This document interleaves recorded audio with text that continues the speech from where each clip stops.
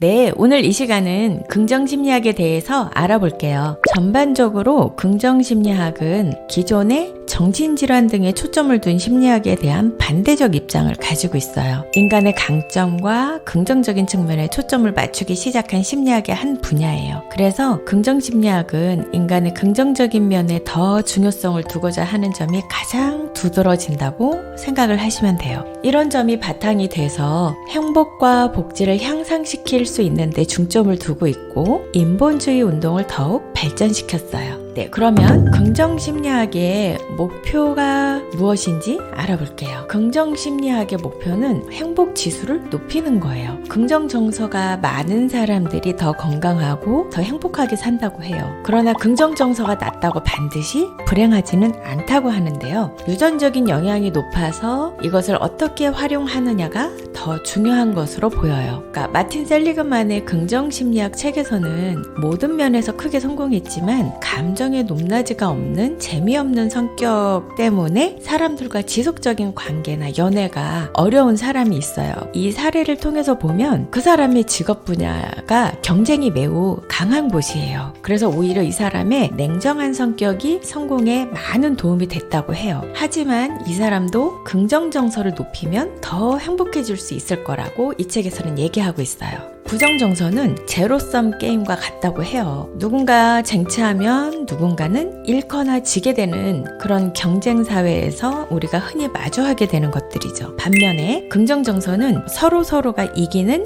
윈윈 게임과 같다고 해요. 그래서 이거는 서로 양측이 좋아질 수 있다고 하죠. 네, 그러면 긍정심리학의 주요 특징에 대해서 살펴볼게요. 첫 번째, 긍정심리학은 부적응적인 행동과 부정적인 사고보다는 긍정적인 사고와 행동에 초점을 두고 있어요. 그래서 정신질환을 치료하는 것보다 일반적인 인생을 보다 충실히 살 수 있는데 도움이 되는 연구가 이루어지고 있어요. 또 인간의 전반적인 삶의 균형에 초점을 두고 있다고 할 수 있어요. 두 번째는 그래서 긍정심리학자들은 개인의 행복을 키울 수 있는 여러 가지 방법들을 제안을 했어요. 일이나 어떤 지역의 공동체 또는 지역사회 등의 커뮤니티 또는 배우자, 가족, 친구, 모임 또는 사회 조직을 통한 더 넓은 대인관계와 사회적 유대관계를 맺는 것이 특히 중요하다고 이야기하고 있어요. 또 육체적인 운동과 명상의 실천도 행복에 기여할 수 있어요.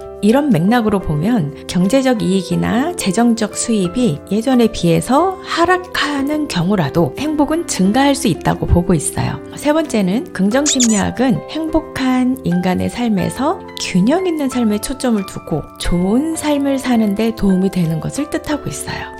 그러면 긍정심리학의 탄생 배경과 학자들에 대해서 알아볼게요. 긍정심리학은 1990년대 후반에 마틴 셀리그만과 미하이 칙센트미하이 그리고 크리스토퍼 피터슨 등의 학자들과 함께 이야기됐어요. 긍정심리학은 마틴 셀리그만이 1998년에 미국 심리학협회의 회장이 되거든요. 그래서 여러분도 아마 그 책 제목을 들어보셨을 거예요. 마틴 셀리그만의 긍정심리학이라는 책인데 말하자면 긍정심리학의 원전, 이제 심리학이 불행이 아닌 행복을 말한다. 그리고 긍정심리학은 심리학 분야의 새로운 영역으로 시작이 됐어요.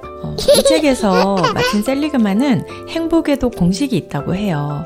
행복은 이제 세 가지가 더해져서 행복이 만들어지는데 첫 번째, 이미 설정된 행복 범위 플러스 두 번째, 삶의 상황 플러스 세 번째, 스스로 통제할 수 있는 자발적인 행동. 이렇게 얘기를 하고 있거든요. 그러면 첫 번째, 이미 설정된 행복 범위가 무엇인지 말씀을 드려볼게요. 이미 설정된 행복 범위는 유전적인 특성 또는 자동 조절기, 쾌락의 늪 이렇게 이야기하고 있는데요. 이미 설정된 행복 범위이기 때문에 상황을 바꾸기 어려워 보여요. 그리고 이제 유전적인 영향이 크니까요. 정서는 타고나는 부분이 크다고 해요. 제 자신에 대해서 생각해 보면 어떤 점에서는 저도 매우 낙천적이거나 철없이 긍정적일 때도 있지만 또 어떨 때는 이유를 알 수 없는 슬픈 느낌들이 좀 느껴지기도 해요. 그래서 어릴 때는 제가 외향적이고 활달한 성격이라고 생각을 했는데 성인이 되고 나이가 더 들면 살면서는 내 자신이 외향적인 면이 60%고 심사숙고하거나 내향적인 면이 한 40% 정도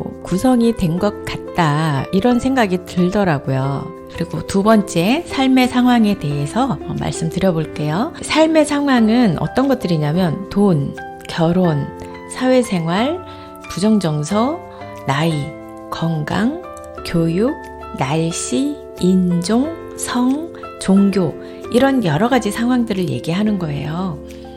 현재의 삶에서 내 행복에 영향을 주는 요소들이라고 보여져요. 이것도 그리 단순하지는 않은 것 같아요. 여러 가지 복잡하게 얽혀 있어서 변화를 적극적으로 주기에는 다소 어려워 보인다고 할 수 있을 것 같아요. 그러나 마틴 셀리그만은 이런 요소들도 장기적으로 또는 지속적으로 행복을 줄 수는 없다고 주장하고 있어요. 그러니까 건강이 행복에 미치는 영향력이 적다고 셀리그만은 생각하고 있어요. 여기에서 한 가지 말씀드리면, 긍정심리학은 심리와 정서적 측면을 더 강조하고 있다는 점이에요. 뇌과학적인 면에서 비교한 점을 조금 후에 말씀드리고 우선 마틴 셀리그만의 긍정심리학에 대해서 더 살펴볼게요. 세 번째, 스스로 통제할 수 있는 자발적 행동에 대해서 말씀드려볼게요. 이거는 긍정정서를 키워서 행복지수를 크게 올릴 수 있다고 해요. 비록 부정정서를 유전적으로 타고났더라도 긍정정서를 키울 수 있다는 거죠. 그래서 여기에서 이제 말하는 약간 세부적인 내용이 있는데요. 정서에는 과거로부터 오는 것과 미래 정서, 현재 정서가 있다고 해요. 그러면 과거 정서, 미래 정서, 현재 정서에 대해서 말씀드릴게요. 첫째, 우울한 과거로부터 벗어나는 방법에 대해서 감사하기, 그리고 용서와 망각이 있어요. 두 번째, 미래의 정서, 그러니까 긍정 정서를 말하는 건데, 미래 정서 중에서 미래의 긍정 정서 키우기는 낙관성, 이 낙관성과 희망 키우기예요. 그래서 비관적인 생각에 반박하는 방법들을 이 책에 써두었고요. 그리고 세 번째는 현재 정서, 그래서 현재의 긍정 정서를 키우는 방법에는 쾌락과 만족에 대해서 이해를 해야 돼요. 예를 들어서 쇼핑을 하거나 물건을 살 때 기쁨, 만족감, 쾌락적인 것들, 이 쾌락은 지속성이 있거나 성장한다라는 느낌은 조금 부족하죠. 만족은 자기가 하는 일에 푹 빠져서 자기 존재마저 잃어버릴 정도로 몰입하는 것을 얘기해요.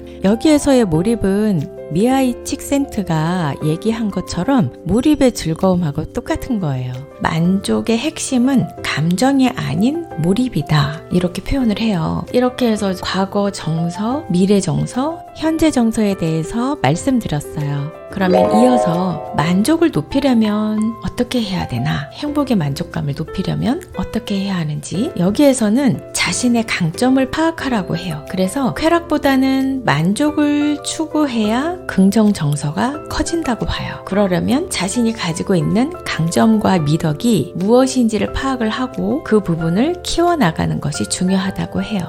여기에서 강점과 재능은 다르다고 이해하셔야 돼요. 왜냐하면 재능은 어떻게 할 수 없는 부분, 유전적인 부분이라고 많이 이해가 되고, 강점은 몰입을 통해서 여러 가지로 키울 수 있다고 이렇게 이해하시면 될 것 같아요.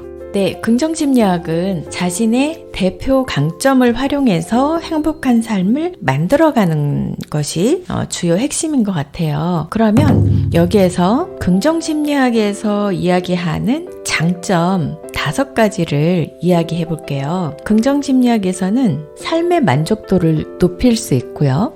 행복을 증진시킬 수 있어요. 그리고 스트레스를 줄일 수 있어요. 또 네 번째, 자기 개발을 촉진할 수 있어요. 그리고 5번째, 인간관계를 개선하는 데 도움이 될 수 있어요. 그러면 긍정심리학 분야에서 단점이자 비판점으로 제시되고 있는 부분을 한번 살펴볼게요. 첫 번째, 현실을 무시하거나 또는 현실 도피적인 면이 있다고 봐요. 왜냐하면 긍정심리학은 긍정적인 면만 강조를 하는 경향이 있어서 현실을 무시한다고 보여져요. 그리고 두 번째는 과도한 긍정성이에요. 긍정심리학은 긍정성을 강조하고 있는 나머지 좀 과도한 면이 있어요. 그리고 개인의 책임을 강조해요. 긍정심리학은 개인의 책임에 대한 강조를 강하게 얘기하고 있거든요. 물론 개인의 특성도 중요하지만 이 개인을 둘러싼 어떤 대인관계, 이 사람이 속한 지역사회 또는 국가, 이런 그 사회적인 부분도 충분히 고려를 할 만한데 개인의 책임에 대한 부분을 매우 강조하고 있는 부분이 비판점이에요.